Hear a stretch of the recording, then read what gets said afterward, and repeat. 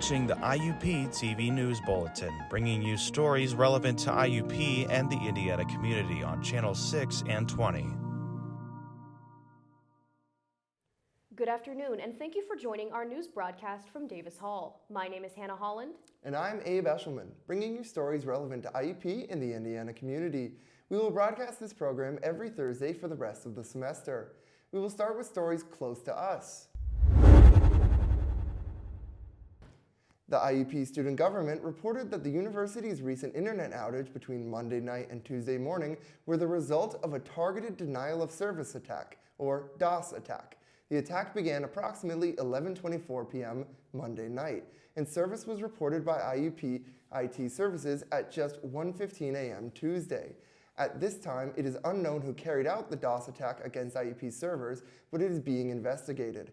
IT Services Senator Matthew Green assures the community that the connection has remained stable and that it will work to resolve any and all future issues that may arise. This announcement came from this week's IUP Student Government Association General Assembly. The Indiana County School District has voted to enter into a lawsuit against various social media companies for harming the mental health of students. These social media companies include TikTok, YouTube, and Facebook. The district will be represented by France Law Group of San Diego and District Solicitor Ron Rapak. Rapak said that the social media platforms target young children by not having any age requirements to access the sites and encourage dangerous behavior, both physical and mental. The suit is likely going to include other school districts as well. A Pennsylvania candy maker ignored warnings of a gas leak at its chocolate factory and bears responsibility for a subsequent explosion that killed 7 workers and injured several others, according to a lawsuit filed Tuesday. Authorities are still investigating the cause of the explosion, which leveled a building in the factory complex and damaged several other buildings in West Reading, a small town 60 miles northwest of Philadelphia. Federal safety officials previously confirmed they were studying the role of a natural gas pipeline in the blast. The National Transportation Safety Board has called what happened a natural gas explosion and fire, citing preliminary information from local authorities and the utility about the pipeline's role. The Pennsylvania Treasury is currently holding an online auction of unclaimed property. The auction started yesterday and features over 4,000 items, including fine jewelry, coins, art, and furniture. Unclaimed property comes to the PA Treasury from things like abandoned safe deposit boxes, nursing homes, police evidence rooms, and even college dorms. This particular online-only auction also includes items from other consignors and can be found at pookandpook.com. Stacey Garrity, the state treasurer, assured that any proceeds from the auction will be carefully tracked and will always be available for the rightful owner to claim at any time. A Pittsburgh construction worker fell 2 stories at a downtown Pittsburgh construction site. The worker fell on Wednesday morning from the 26th floor down to the 24th floor, 8:30 Wednesday morning. At the First National Bank construction site, rescue workers used a crane to bring the injured man down to ground level so he could be transported to the hospital. At the time of his rescue, the currently unnamed worker was reportedly conscious and alert, but in pain. He suffered an open leg fracture, abdominal pain, and injury to the shoulder and to the elbow. OSHA, the Occupational Safety and Health Administration, said the man who fell was an employee of Century Steel Erectors. PJ Dick Construction confirmed that Century Steel was contracted to work on the site. OSHA will investigate over the next 6 months before reporting their findings. An Air Quality Action Day has been issued for Allegheny County's Mon Valley because of a spike in particulate matter pollution. The Pennsylvania Department of Environmental Protection declared a Code Orange Air Quality Action Day on Tuesday, which was caused by a strong temperature inversion in the morning and light winds that will keep concentrated levels of pollution near the surface. Inversions are created when air on the ground is quite warm, but cold air masses move above the warm air mass and trap pollutants near the surface. According to the Allegheny County Health Department, the inversion is expected to break later Tuesday morning, but even lower air quality readings in the afternoon won't be enough to keep the 24-hour daily average out of the Code Orange range. The County Health Department also said that companies most significantly contributing to particulate pollution in the Mon Valley region are required to temporarily reduce particulate emissions because of the Code Orange action. The biggest source of air pollution in Allegheny County comes from industrial facilities, which are concentrated in the Mon Valley. Air pollution has increased dramatically over the last decade, but the region is still among the worst in the nation. Recycling is an important way to help keep our community and state green. Many initiatives have been started here at IUP to help better the campus and community. Here's the story. Pay close attention to the bins in the Oak Grove. You may notice none of them are recycling bins. Although the Oak Grove is not the best place, IUP offers opportunities around campus to recycle. Everyone is familiar with the number of papers you receive and turn in throughout college. All that paper has to end up somewhere, and most of the times it's in landfills. Thanks to the help of students on campus, in 2016, IUP recycled over 87,000 pounds of paper. I talked with IUP students that put an extra effort to reduce waste. I think recycling is important because a lot of waste in landfills ends up in the oceans and other environmental areas where it can affect animals and ecosystems and things like that. We should be protecting the earth that we live on. It's obviously not going to be a nice place to live for anybody, including ourselves and the animals, if it's covered in trash. And even like you always see those pictures of the fish in the ocean that have their heads stuck in plastic containers and stuff like that, so it's not good for anybody. Some students may not know how or what to recycle. There are many regulations to certain items, such as glass bottles need to be cleaned and have all labels removed, or removing paper clips, rubber bands, and other accessories from paper. Even though IUP provides the ability to recycle, most students don't. They should publicize where and how to recycle. I don't think students on campus recycle that much because it's not their top priority right now. I don't think students recycle on campus because if you look around in the Oak Grove, there's not a lot of recycling bins out here. There's just trash cans, and I feel like that's where people throw out most of their trash. But they do offer them inside buildings, but again, I don't know if students actually throw them in there. Many students may not know in what ways IUP offers in terms of recycling. 51% of waste in residence halls could have been recycled according to IUP's recycling facility. Yes, I think they do already in a way that they have recycling containers in the different eating facilities and buildings, but I mean, I guess a little more promotion around campus couldn't hurt. Yes, I think that IUP should promote recycling just to be an environmentally friendly place for students to go. I know as me as a student who tries to recycle, it is difficult to recycle on campus. I find it challenging, and so if they promoted it and made it more accessible, then more people would do it more naturally. IUP currently has 5 refillable water bottle stations. One is located right here in the HSS building. The other 4 are located in Folgers, Sutton, Rubbershot, and Pierce. This is a good way to cut back on everyday trash. Other ways that cut back on trash is to recycle paper, plastic, and cardboard. You can find these bins in your academic halls. I use a Brita filter to stop the waste of plastic bottles, and it saves money and the environment. I use Tupperware whenever I pack lunches sometimes. I live at home, so my parents, we separate our newspapers from our pop cans and the plastic bottles. I try to bring reusable containers wherever I go, and so I don't use extra plastic when I can, and so I just provide my own items whenever I go out somewhere instead of using plastic or containers like that whenever I go out to eat or whenever I get a drink at a restaurant or something like that. Waste has a huge negative impact on the environment. With the help of Darcy, Katie, Cody, Rachel, and yours, we can help reduce the effects. This is Adam Dwork reporting for IUP TV News. Thousands of employees of Rutgers University in New Jersey went on strike Monday, demanding salary increases, guaranteed funding for graduate students, and better job security for adjunct faculty members. There are 3 job unions involved in the strike, which represent around 9,000 staff members ranging from full-time faculty, part-time lecturers, graduate workers, and counselors.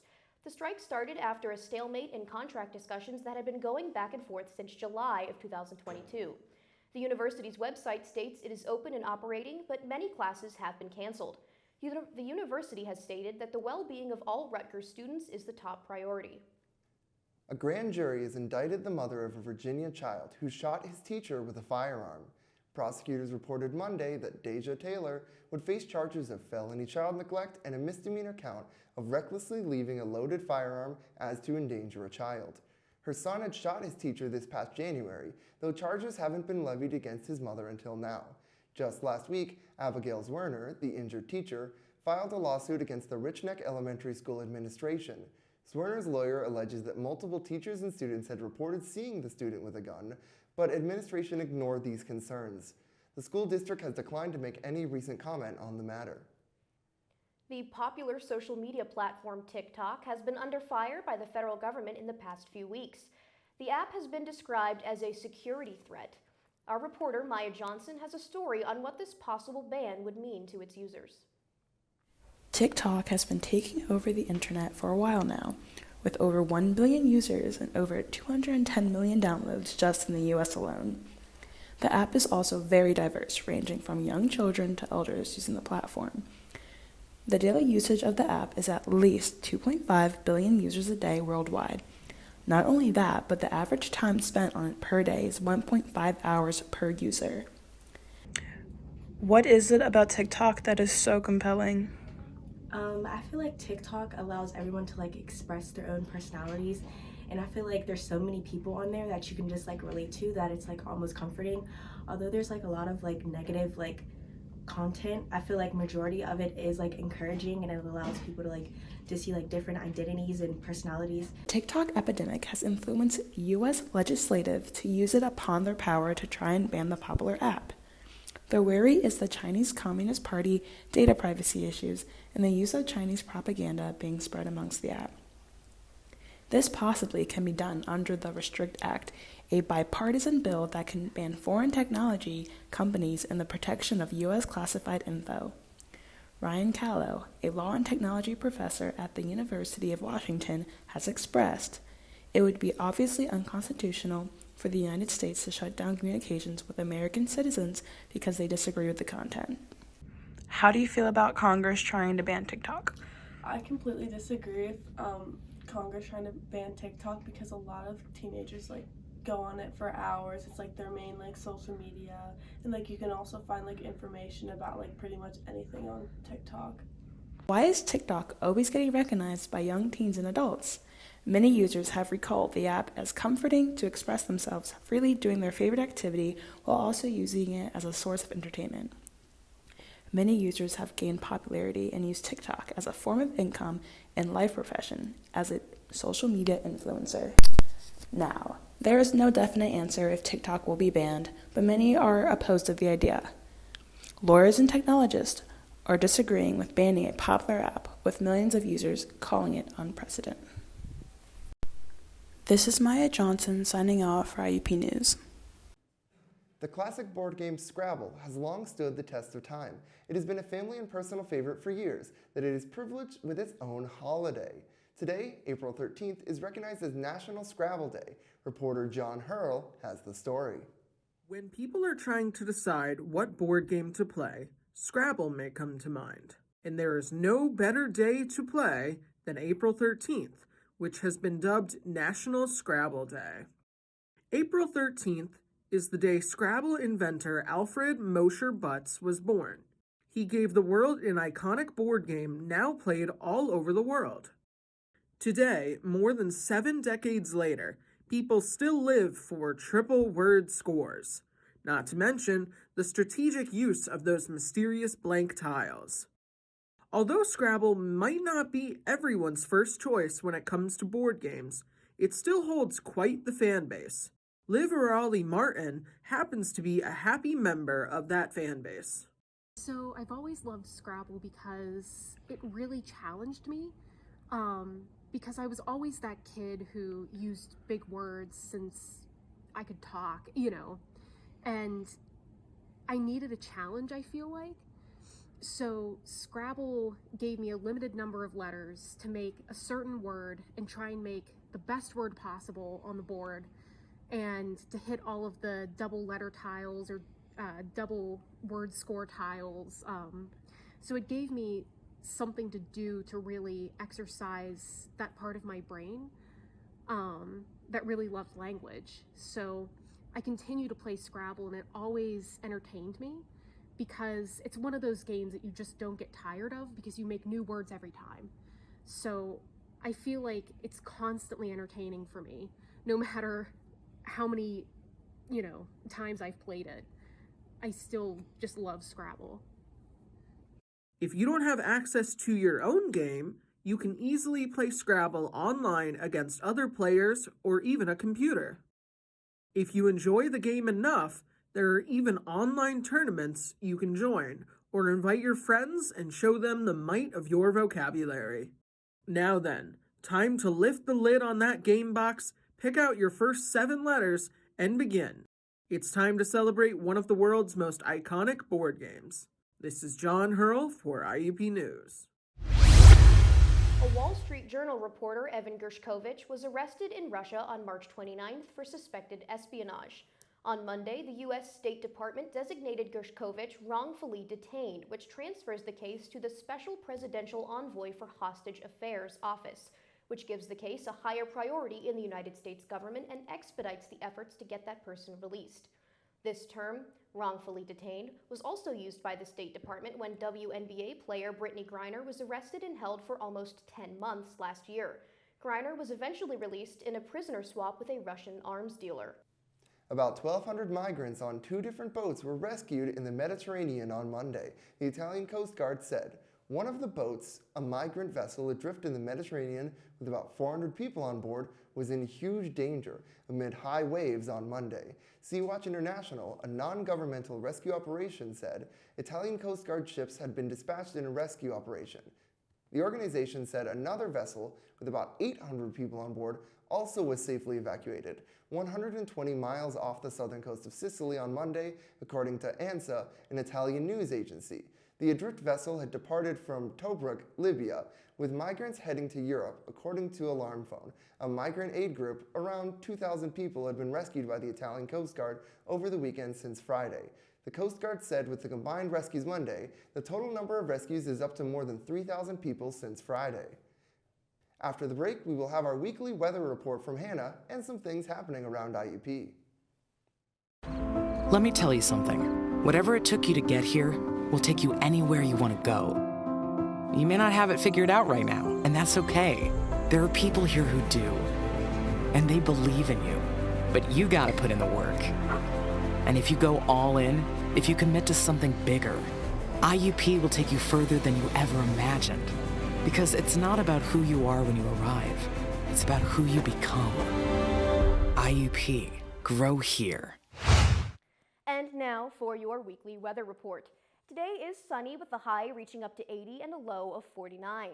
Tomorrow will be sunny as well. We will see temperatures soar even higher, reaching 81 with a low of 55. However, over the weekend you may need to grab those umbrellas as we are expected to see thunderstorms both days. Monday and Tuesday of next week will be cloudy and in the low 50s, and the sun will be back out on Wednesday with a high of 63. All in all, it's looking to be an unpredictable week of weather here in Indiana. The Penn Student Newspapers, where students at IUP and members of the surrounding communities can catch up on the latest news about the weather, sports, culture, politics, and everyday events in Indiana. You can find such news articles on their website, thepenn.org. There you can also view their multimedia page full of videos and skits revolving around current trends on campus. Wanting to advertise your business? The Penn has you covered for that as well, with spots in their newspaper and videos. You can access all that and more at thepenn.org. April 18th will be IUP's 7th annual Day of Giving, also called Giving Tuesday. This is a 24-hour event accepting donations from employees, alumni, students, and friends of the university. Each year, the university has different goals for the Day of Giving. This year, they are looking for donations for the choral program, as the Director of Choral Activities, Dr. Craig Dennison, has been engaged to conduct Far Requiem at Carnegie Hall next spring. They are also looking to raise money for the African American Alumni Scholarship, IUP Volleyball, and the Fund for IUP. We will now go to Gavin Richards for our sports update. Gavin, tell us what's going on in the world of sports. Thanks, Dave. This past week, we've seen a lot happen in sports, both far and close. The Pittsburgh Pirates defeated the Houston Astros 7-4 in PNC Park last night. Pirates pitcher Mitch Keller threw a solid 6 innings, allowing 6 hits while recording 7 strikeouts. The Buccos offense came to play, recording 10 hits combined. The star of the game was, of course, Ji-hwan Bae, who hit the game-winning walk-off home run with 2 men in scoring position. The Pirates are now 7-4 and will be playing the Astros to complete their 3-game series today at 12:35. The Pittsburgh Penguins played the Chicago Blackhawks last night and fell short, losing 5-2. Dayton Heinen and Malkin were able to score the Pens' only 2 goals of the night.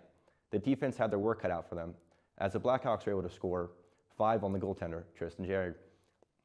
The Pens played the Blue Jackets tomorrow night in Columbus. The Masters concluded this past weekend, and there was a clear winner.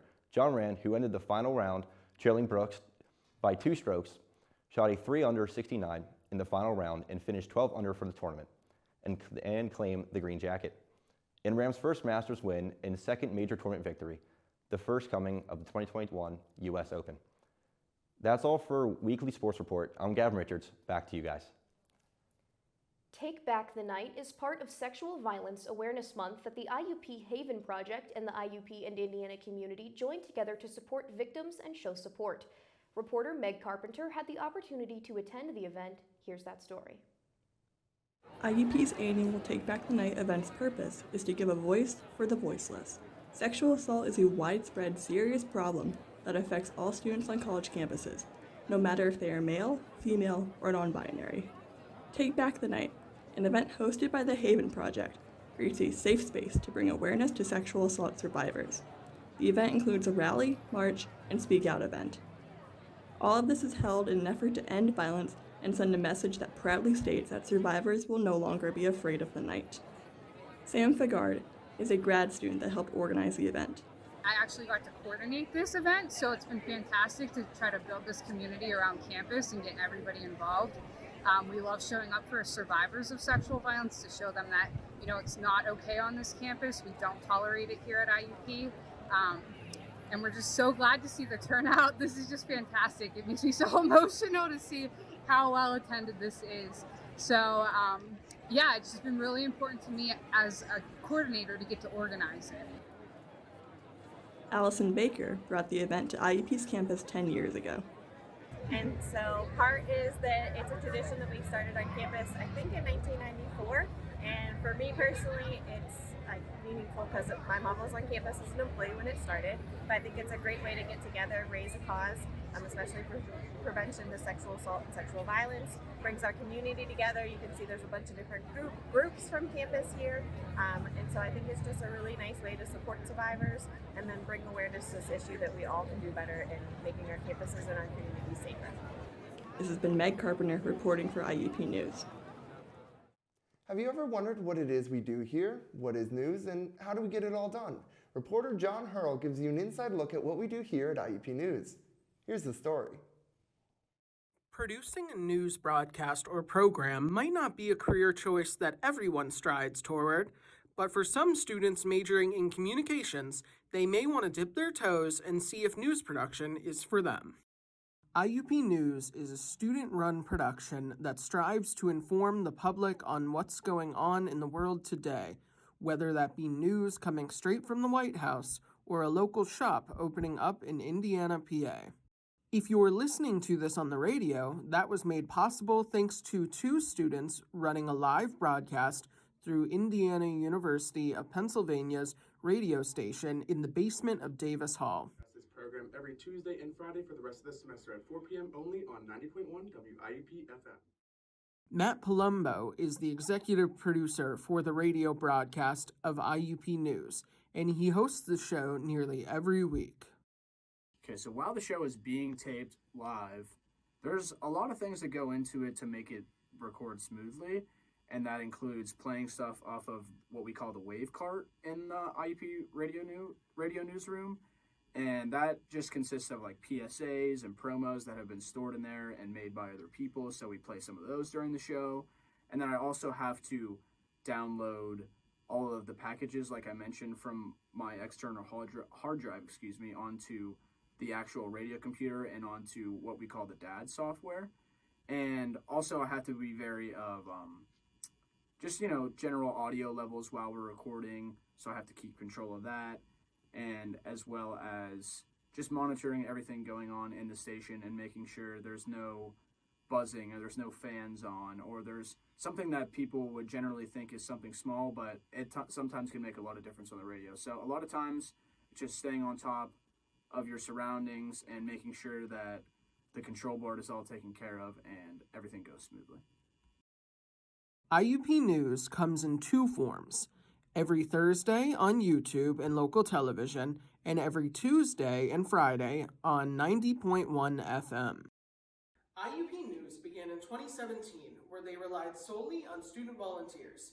Then, Dr. Mukhtar started teaching COM 451 in the spring of 2018, and IUP has been offering the class every semester to make sure the news runs regularly. While the radio broadcast usually consists of 3 students working together, the television recording takes a lot more work.